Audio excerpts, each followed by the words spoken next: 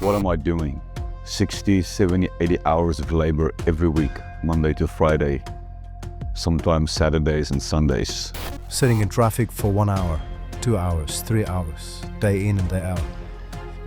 Is it all worth it? Working with people in hospitals, having all-nighters, working with sick people, and some of them don't even appreciate my work.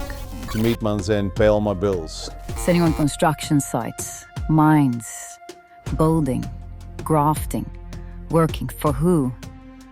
For what? Is the purpose of all of this just to try and make money? Surely there should be more to all of this.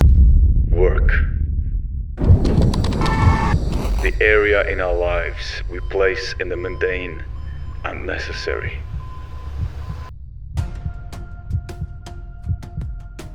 It determines our decisions and our schedules, and it washes our world into grey. But once we start viewing our labor as not just a means to an end, but worship, it begins to echo throughout eternity. Rejecting the clock as an obligation and seeing it as an opportunity to embrace purpose, not in your job title, but in the unique partnership with God. Our labor is transformed into a sacred offering.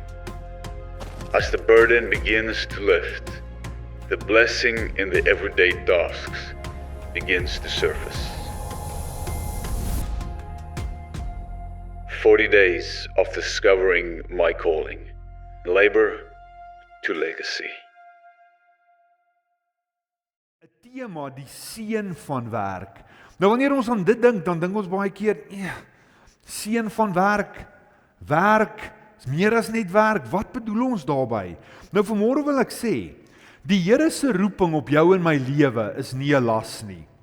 En wanneer ons dink aan ons werk as net deel van ons lewe, is dit klaar die begin van die probleem.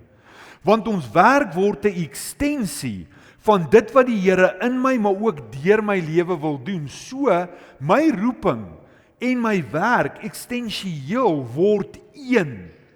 Die werk wat aan my toevertrou is, word die vervoermiddel van hoe die Here deur my lewe sy koninkryk in mense se lewens wil vestig.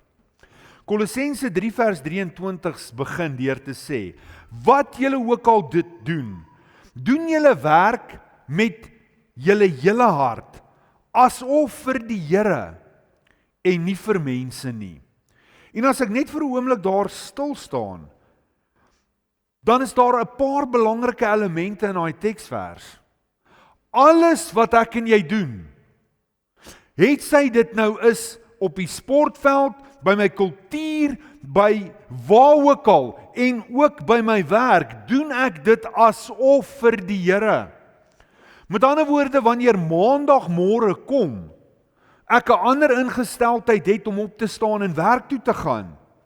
Want ek doen dit vir die Here en nie vir mense nie. Met ander woorde, ek en jy kan die korrelasie maak, dat die manier hoe ek optree, deel, soos Kobus nou gesê het, van my aanbidding is, want my aanlewe kan nie kompartementaliseer in sekere areas waar ek die Here aanbid nie, en in sekere ander areas nie.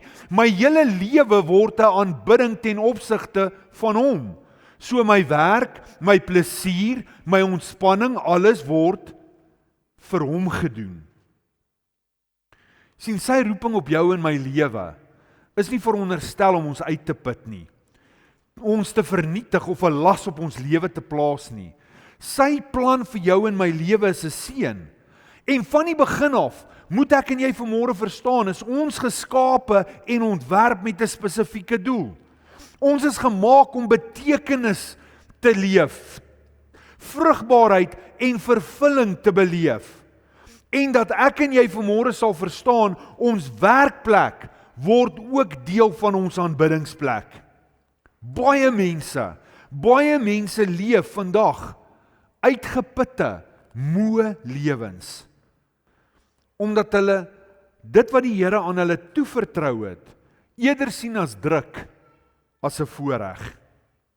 Hoeveel mense ken ek en jy wat sê ons probeer net oorleef? Ek probeer net deur hierdie dag kom. Ek probeer net deur hierdie week kom. As ons net deur hierdie maand kan kom. Ek wens ek hoef nie te doen wat ek doen nie. My werk beteken eintlik niks nie. Watter waarde bring ek na die pakkie toe? Ek sit vas. Nooit het ek gedink dis hoe my lewe gaan uitdraai nie. Party mense sê ek is net belangrik as ek 'n podium het of as daar mense voor my is wat na my luister. Maar die woord van die Here kom en leer jou en my vanmôre iets heeltemal anders. Vanmôre kom die Here vir jou en my sê, dit wat ek vir jou beplan, dit wat ek deur jou wil doen is 'n gawe van die Here. En wanneer ek en jy op die plek kom waar ons sy roeping in ons lewe ontdek, kry ons lewe nuwe betekenis. Kry werk, waardigheid, kry diensbaarheid, vreugde en kry opoffering doel. Jy sien, die duiwel se plan is dat ek en jy sal lewe van 'n verwysing dat ons lewe nie saak maak nie. Maar die Here kom en sê, nog voor ek jou gevorm het ek jou geken. Ek wil hê jy moet gou-gou saam met my daaraan dink. Nog voor ek jou gevorm het ek die diepste intriges van jou alreeds geken en verstaan. Jy sien, ek en jy is nie toevallig nie. As iemand daai leen dalk aan jou verkoop het en vir jou gesê het, jy's 'n suurstofdief, hoekom is jy hier? Jy moes nooit hier gewees het nie. Dan sê ek vanmôre vir jou, dis 'n leen, ek en jy is nie toevallig nie. Ons het 'n doel. Ons is geroep en daardie roeping is om sy koninkryk te vestig in ons omgewing en in elke hart. En dit beteken elke plek waar ek is. Het ek hierdie ingesteldheid om missionaal te wees. Wat beteken missionaal? Dat ek die vraag vra, hoe kan ek mense se lewens beïnvloed? Hoe kan ek mense help verander? Hoe kan ek dit wat die Here vir hulle beplan, sien realiseer in hulle lewe? Ek en jy word daardie vervoermiddel. En jou uitdrukking, jou roeping dra seën. Ek wil vanmôre onomwonde sê, werk is deur die Here geskep as 'n seën. Werk is nie 'n vloek nie. Werk, sê ek weer, is 'n seën. Baie mense dink werk het deel geword van die vloek van sonde of na sonde. Maar werk het reeds bestaan voordat sonde die wêreld binne gekom het. Lees saam my Genesis 2 vers 15. Hy sê die Here, God, het die mens geneem en hom in die tuin van Eden geplaas om dit te bewerk en daarvoor te sorg. So werk was nog altyd deel van die plan. Dink gou bietjie, voor die sondeval het Adam doel gehad. Adam het verantwoordelikheid gehad. Adam het 'n opdrag gehad om te werk en te sorg na die paradys, om te kyk na die paradys. Werk was deel van die paradys. Die vloek, die sondeval het nie werk geskep nie. Wat sonde wel reg gekry het, is dit het werk moeiliker gemaak. Maar dit het dit nie boos gemaak nie. Jy sien, hierdie het gelei tot frustrasie, tot sweet, tot stryd. Dink bietjie gou aan bossies in jou tuin, baie keer gaan dit gepaard met dorings. Maar hoor wat sê Doug Spyder, hy sê, remember those thorns that cursed the ground. Christ bore their curse on his own head, just as surely as he bore our sins. The thorns of the curse penetrated the created body of the Son of God, so that creation could be free from its barbs. The thorns no longer have any communion over our work, just as death has no longer dominion over our souls. So die Here se oorspronklike ontwerp en doel het bly staan. En ek en jy kan net floreer as ons in daardie oorspronklike doel leef. Sonder roeping, sonder doelgerigtheid dwaal ons net rond. En dan hoor ons baie keer mense wat ons dalk ken wat sê, ek verstaan nie. Is dit al wat die lewe behels? Sonder doel word mense leeg. Daarom is soveel suksesvolle mense steeds ongelukkig. Want rykdom en plesier en dinge wat ons het, kan nooit God se gegewe geskape doel vir jou en my vervang nie. As ek 'n sirkel moet wees en ek is 'n kruis, kan ek doen wat ek wil, ek gaan nooit vervulling beleef, tot ek die sirkelgeit, as ek dit so kan uitdruk, van my lewe omarm en erken. Jy sien, dis die seën van betekenis. Is om te lewe van die wete, my lewe beteken iets vir die Here.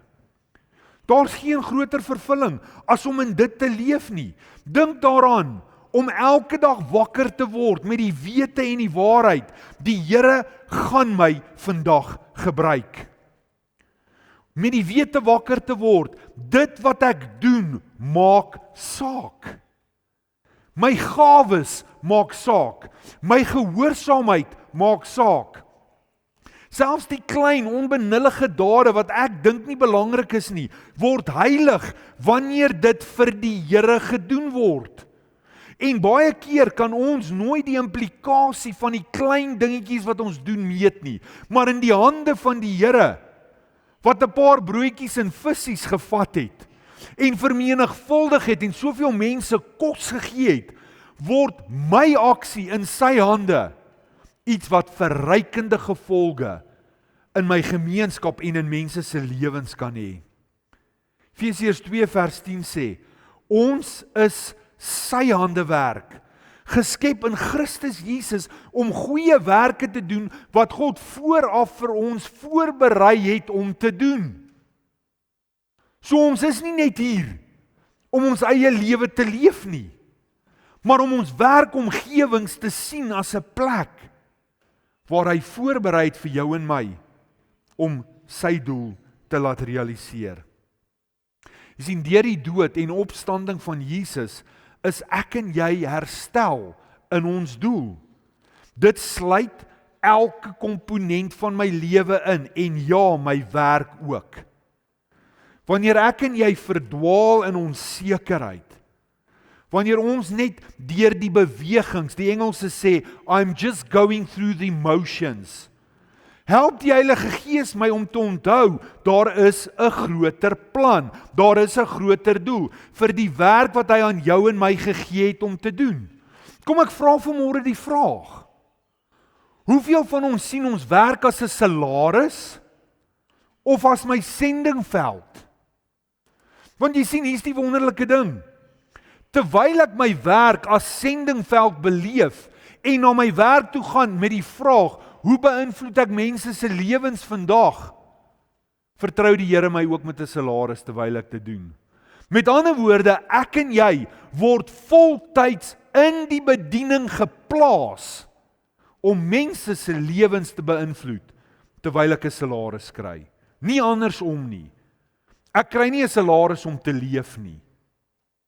Dis 'n klein onderskeid met baie groot verskil in begrip. Ek wil vanmôre sê, ons roeping is groter as die kerk. Jou roeping is groter as hierdie gebou. Roeping herinner ons vanmôre dat gelowiges nie net vrywilligers is nie, maar ons is geroep. En baie van ons is buite die kerkmure geroep.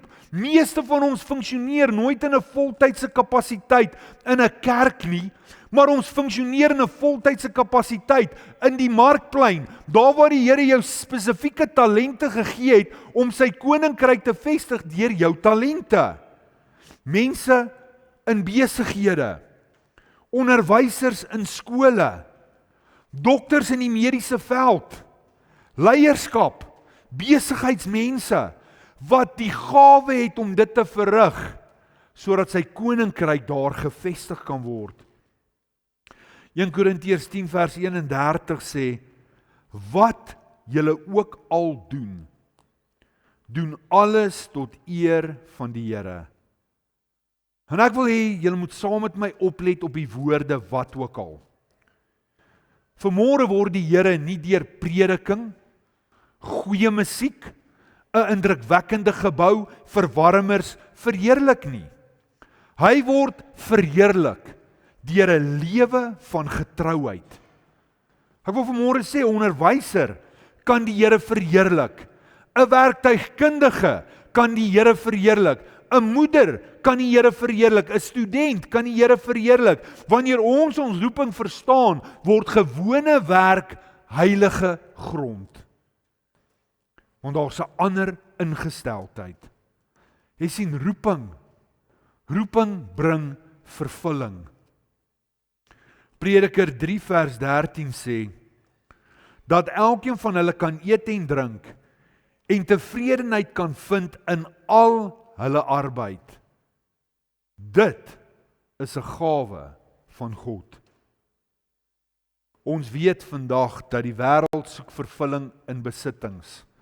Die wêreld soek vervulling in roem, status en gemak. Maar ek wil weer sê, ware vervulling kom wanneer ons leef volgens die Here se ontwerp. Ek wil vanmôre sê, jy en ek is geskep om 'n bydrae te lewer.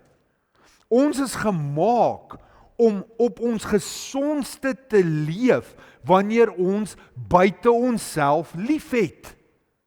Nie net na onsself kyk nie, maar aan die rent weier kyk en ander liefhet. Ander dien. Help om te bou aan ons gemeenskap. Hulpvaardig te wees waar hulp nodig is. Te skep, sy heerlikheid te skep in mense se lewens. Mense te dissiplineer, mense te help om meer soos hy te word. Tot eer van die Here. Ek wil weer sê, roeping gee aan jou en my lewe waardigheid. Maar dit begin dat ek en jy verder as onsself sal leef. Jy sien, die ingesteldheid vandag is so relevant in die wêreld, dat ons altyd by die aansluitingspunt eerste kom. Wat kry ek hieruit? Wat se voordeel is daar vir my? Maar die skrif praat 'n ander boodskap. Die feit dat ek by my werk is nie net tot my voordeel nie, maar as daar nie voordeel is vir die mense wat saam met my werk nie, dan mis ek my doel. Want my omgewing kan nie dieselfde bly as ek verstaan dat ek aangestel is om 'n verskil te maak nie. Filippense 2 leer ons gesindheid moet dieselfde wees as die van Christus Jesus. Jy sien, roeping is nie 'n selfgesentreerde ambisie nie, maar dis 'n lewe wat op die koninkryk van die Here gefokus is. En wanneer ek en jy in daai spasie kom, is daar 3 belangrike dinge wat relevant en sigbaar word in ons lewe. Die eerste daarvan is die seën van doelgerigtheid. Efesiërs 3 vers 20 sê, aan hom wat deur sy krag wat in ons werk, magtig is om oneindig meer te doen as wat ons bid of dink. Ek wil jou gou vra, wat is die grootste droom wat jy al aan gedink het? Wat jouself senuweeagtig maak wanneer jy daaraan dink? Die Here sê, dis 'n spikkeltjie in wat ek oor jou lewe droom en beplan. Hoeveel keer gebeur dit dat ons die belewenis het dat die Here wil hê ons moet met iemand praat en dan sê ons vir onsself, Here, ek het nie die woorde nie, ek kan nie dit doen nie, dalk dink ek nou en hoor ek verkeerd, ek is nie, wat is die regte woord? Ek kan nie so goed praat nie, u kan my nie gebruik in hierdie kapasiteit nie. Dan kom die Here vanmôre in sy woord sê, groter dinge as wat jy kan dink of droom, beplan ek vir jou. Jy sien, wanneer ek en jy kom op die plek waar ons ander dien, kry ons lewe impak. Die gelukkigste mense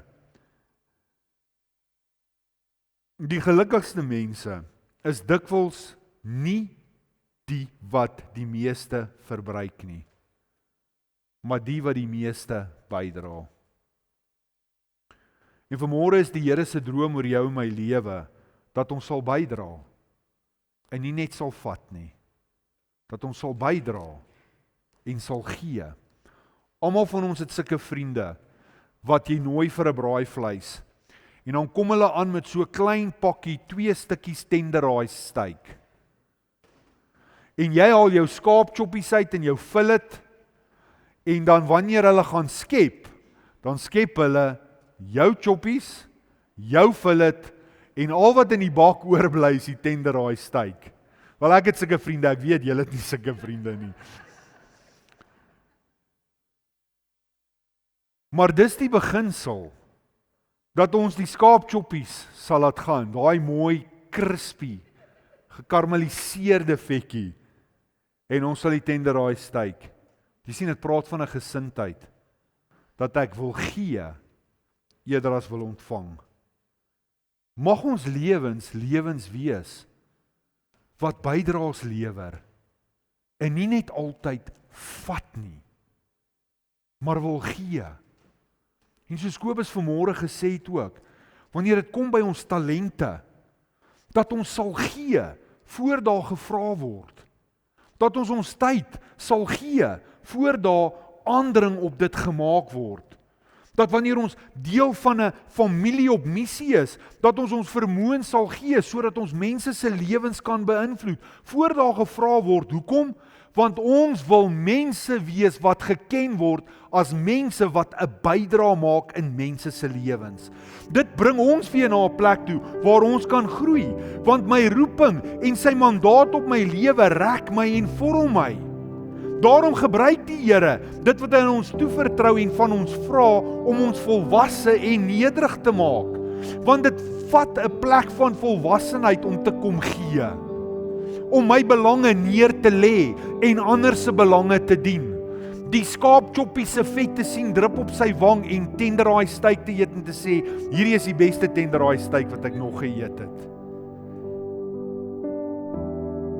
Dit maak jou en my sterker en dit verdiep ons geloof.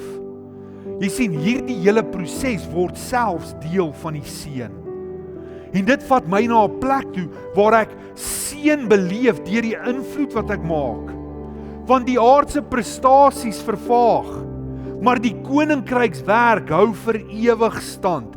Elke gebed, elke daad van diens, van nederigheid, van vrygewigheid, elke lewe wat deur Jesus aangeraak word, elke oomblik van getrouheid, niks daarvan word ooit vermors nie.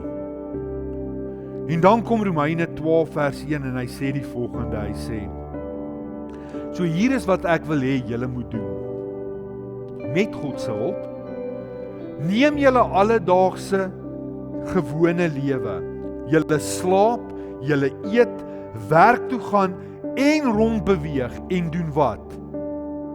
En plaas dit voor God as 'n offer. Ek wil jou vra om saam met my te dink. Hoe kan dit lyk in ons werksplekke as ons werk bring as 'n offer? Hoe sal ons omgewing verander? Hoe sal mense hoop beleef deur ons lewe? Hoe sal ons gemeenskap beïnvloed word en verander? Want die realiteit vandag wat ek en jy moet hoor, ons werk is meer as net werk. Ons werk word 'n aanbiddingsplek. Wat as elkeen van ons dit, as elke gelowige dit verstaan? Besigheidsvergaderings word skielik plekke van integriteit. Skole gevul met medelee en rigting en leiding. Huise word gevul met Christus se teenwoordigheid. Werksplekke, werkers vul die gemeenskap of die plek van hulle werk met uitnemendheid. Hou nie net die horlosie dop nie. Wanneer is teetyd? Wanneer is dit? Wanneer is daai? So gou as moontlik hier uit te kom nie.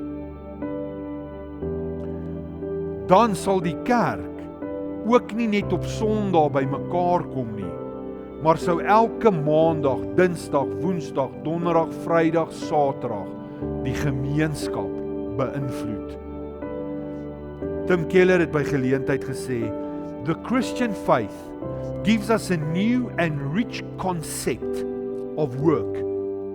And that concept is partnering with God in His love and His care for the world. Jy sien, ek en jy kan nie ons verantwoordelikheid en ons roeping abdikeer nie. Ek hoor wat jy sê vanmôre, Jonathan, maar dis nie vir my nie, dis vir Koos langs my. Dis nie vir my nie. Ek sal bid en ek sal aan die agterkant staan en ek sal al die grondwerk doen. Nee. Die Here vra jou en my om uit die duisternis uit te klim en in die lig te kom. Hierdie is jou en my oomblik om te skyn in ons gemeenskap en by ons werksplekke. Die grootste seën is nie sukses nie. Dis nie geld nie. Dis nie invloed nie. Die grootste seën wat ek en jy kan beleef is om Christus te ken en te leef dit waarvoor ek en jy gemaak is. Jou en my eerste grootste roeping is verhouding met Hom. Want sonder Hom word alles wat ons doen slawerny. Word sukses leeg. Word ambisie uitputtend. Maar met Jesus kry alles wat ons doen 'n doel. Kry my lewe betekenis. En wil ek weer sê, kry opoffering vreugde. En laat ek vanmôre sê, dit is soms, wanneer ons gee, dan kan ons dink, maar ek kon met hierdie baie meer gedoen het, of ek kon my tyd dalk beter bestuur het, maar dis wanneer ek en jy in die geloof dit begin doen, dat selfs die persepsie waarmee ek leef uitgedaag word en verander word. Ek gaan nie 'n marathon hardloop sonder om te hardloop nie. En ek gaan myself verwens in die begin as ek begin hardloop. Want ek gaan vir myself sê, die wiel is hier om te beklei. Wat's fout met my? Trek jou skoene uit, gaan sit op die bank, drink nog 'n koue Coca-Cola. Dis baie makliker. Maar hoe meer ek in die ritme kom, hoe meer kan ek nie wag om my skoene aan te trek en 10 km te gaan hardloop nie. Hoe meer ek 'n hardloopdag mis, hoe meer raak dit my, want ek raak frustreerd, want ek wil gaan hardloop. Ek weet dit klink snaaks, maar dis die waarheid. Hoe meer ek en jy gee, hoe meer wil ons gee. Want dis hoe ons gemaak is. Maar ek en jy moet in die ritme kom, waarin ons 'n ander ingesteldheid het, anders na ons omgewings kyk en anders na ons werk kyk. Ons lewe word 'n uitdrukking van sy heerlikheid, wanneer ek en jy kies om ons lewe te gee. En ek wil jou nooi om vir 'n oomblik saam met my jou oë te sluit. En ek het so 'n bietjie gaan lees en gaan soek.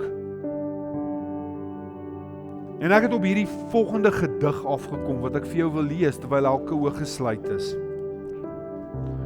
En hierdie gedig se tema is, of so opskrif is, waarom werk ek? En terwyl ek dit lees, wil ek hê jy moet jouself die vraag afvra, waarom werk ek?